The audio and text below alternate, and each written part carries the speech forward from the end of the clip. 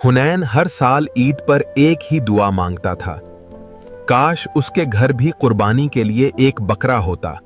पूरा गांव ईद की तैयारियों में मसरूफ था, मगर हुनैन के दिल में एक खामोश अदासी छुपी हुई थी।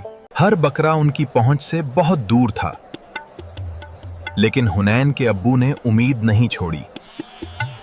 तभी अचानक एक पुरासरार बाबा जी उनके सामने आए, जैसे आसमान ने उनकी दुआ सुन ली हो।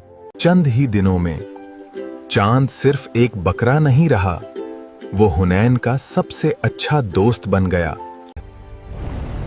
हुनैन को मालूम नहीं था कि उसका दोस्त एक दिन उसकी जान भी बचाएगा। उस रात चांद ने हुनैन की जान बचाकर साबित कर दिया कि वफादारी सिर्फ इंसानों में नहीं होती। कुर्बानी सिर्फ जानवर की नहीं होती, कुर्बानी मोहब्बत, सब्र और अल्लाह पर यकीन का नाम है। जो दिल से अल्लाह पर भरोसा करे, उसकी दुआ कभी खाली नहीं जाती।